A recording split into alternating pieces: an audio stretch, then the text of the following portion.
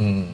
So, kung whatever the result of the investigation of Napolcom, kung walang ipapaila kaso, din totoong wala. Kung mayroong ipapaila kaso, totoong mayroon talaga. There's no in-between. There's no gray line pagdating sa drug. Zero tolerance eh.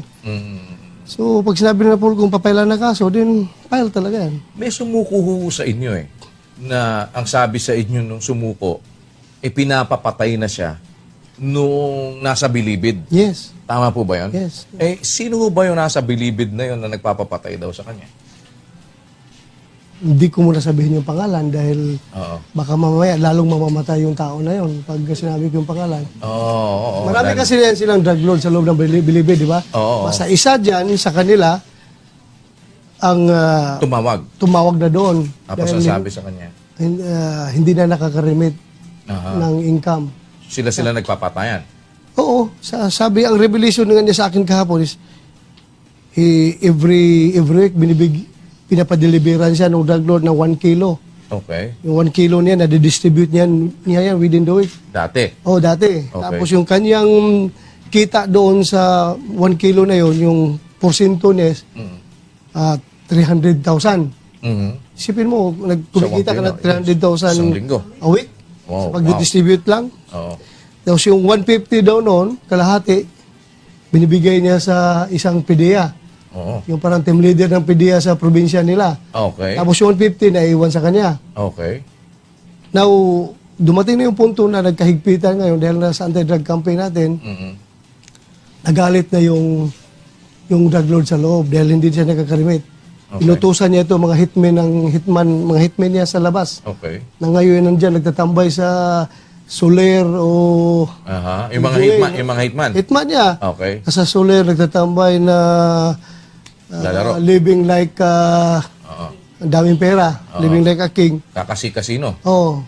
Okay. Tapos yun ang papatay doon sa yung nagsurrender sa ating kahapon. Aha. So, Yung nasa PDEA, hindi pa rin pinapapatay. Kasi may sinabi sa inyo. natanggal na ata yung ano pro. Wala na. Hahanap. Kasi hindi na active or hindi Ayaw ko kung active o hindi na. Basta natanggal na daw lately. Okay. Pero papahanap ko pa rin. Papahanap ko pa rin. So, ito nandun talaga sa bilibid, yung pinangalanan niya na yon. Nasa loob ng bilibid. Mabuti hindi pa siya napapatay. Yung nasa bilibid? Hindi, nandito sa, distributor. Nagtago nga, nagtago.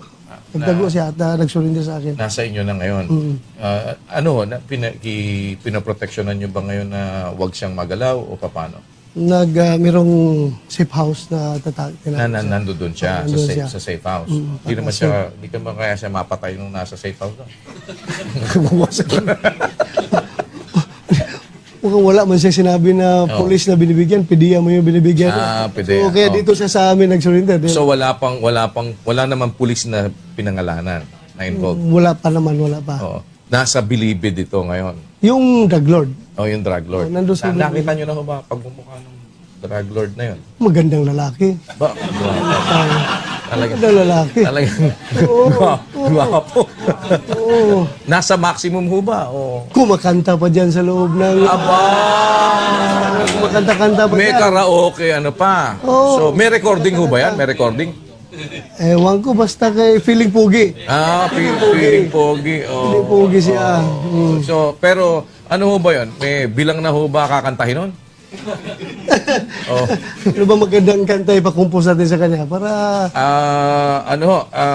Meron nung meron niyang Killing me softly. Hindi. Please release me daw, General. Wala lang siguro. Yung, Pero General. I will survive. Okay. Survive. Dapat ganun yung kanta niya. I will survive. Galingan mo pagtakbo, di ba? Parang, pero General, honestly, sabihin niyo nga ako sa akin personal, ilan na ho napatay niyo? Bago niyo sagutin, we'll pause for a break. Ito ang programang Bawal ang Pikon. Get it straight with Daniel Rozon. Kasama pa rin po natin, Philippine National Police Chief Director General Ronald Bato de la Rosa. Sir, ilan na ho ba napapatay? Kayo, personal, yung guhit ng baril nyo, meron bang? Ito, kada isang tumba, ilan na ho ba yun? Actually, hindi ko mabilang.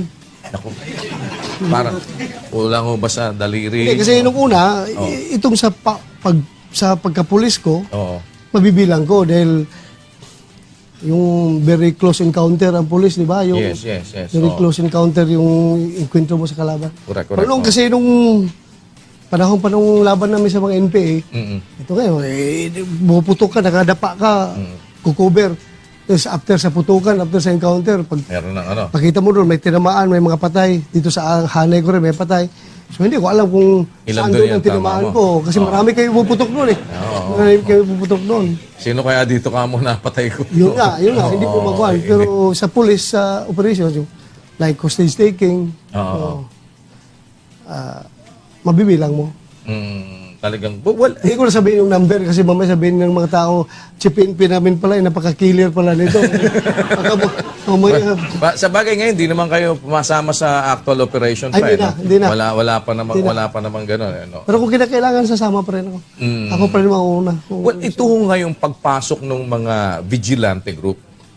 Sabi ninyo, parang wini-welcome ninyo yung mga vigilante group. Ano ba yun? Hindi nyo ba dinidiscourage yung wag silang gumanya? Kasi parang nadinig ko kayo ng isang araw, sabi nyo, bayaan mo sila, gusto nila yun. Oh, pero hindi ko wini-welcome ha. Baka may sabihin mo, sabihin nila, ini-encourage ko sila na pumatay. Pulis ako eh. Bawal dapat yan, it is illegal, di ba? Oo. Pero sabi nyo naman, Pero nagpapasalamat pa rin ako kung may nangyari gano'n. pero hindi ko sila in-encourage ha.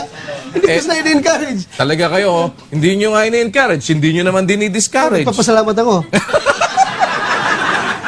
Hindi. Kaya kayo nakakasuhan yan eh. Baka sabihin, pinapabayaan ninyong gawin yung... Sa totoo lang, yung seryosohan, ayaw ko talaga yan. Ayaw ko. Dahil may tsansa kasi yan, malaki ang posibilidad niya na sumakay yung iba. Oo. Kasi sa tanda ko na ito sa pamumulis, di ba? Ang dami Yes. ko na experience na nangyari na itong isang tao, kalaban ko sa, alam mo, kalaban sa babae, Yes, sa chicks. oo. Ngayon, Marami ba kayong kalaban sa chicks? Hindi. Hindi, wala. Hindi ba, I'm referring to other people. Hindi ako. Kala ko, Hindi okay. ako. Kalaban sa karibal kita sa babae. Oo. Ngayon, sa galit ko sa'yo, patayin kita. Oo. Tapos gagawa lang ng istorya na drugs yan. Kaya Drug-related, oo. Drug-related. So, kawawa. Marami sumasakay. O kaya yung hindi nakakabayad ng utang. Yes, marami oo. yan, oo. So you feel ngayon po meron ng marami ng ganyan na nangyayari? Kasi ang dami gaano karami na hubalistan nyo ng napatay, sir? Kuha na. Dun sa mga napapatay, ngayon, gaano na? Hindi Yung ko, latest to? hindi ko pwede pakialaman yung hindi pa kami nakaupo. Although marami ng patayan nung Yes, nanalo yes, si yes. President Duterte, di ba? Okay. So sa time lang po ninyo, ilan na po yung mula nung naupo ang Duterte administration? Sa akin time, 30 si Presidente umupo. Okay. Ako, July 1. Okay. So, ang basis namin dito is July 1. From July 1, Okay. ang nag-surrender po is 63,153 na. Dami. Buong Pilipinas, Surrender. 63,000. Surrender yon. Surrender, sabi nga nila, Guinness Book of World Record daw ito. Oo. Ang dami, 63. In 10 days o 12 days. Pwede yan. Dito Guinness. kadami ang nag-surrender Yes, na yes, drug offenders. Okay. Sa Yung napatay, ilan ang po? napatay po is 146 lang. 146 na parang. Lang. Parang nangokontihan kayo doon ha. 140. Ilan ho ba kota nyo kada linggo na? May kota ba kayo? Dapat mataas dito.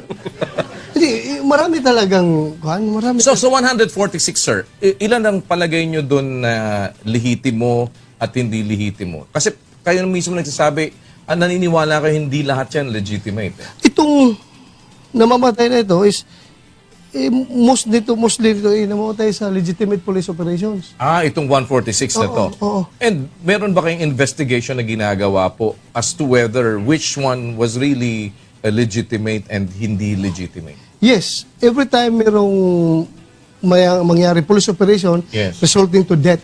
Okay. Pag may namatay dyan na Right away, may investigation na kayo. suspect, motu proprio, mag-conduct ng investigation naming IAS, Internal Affairs Service.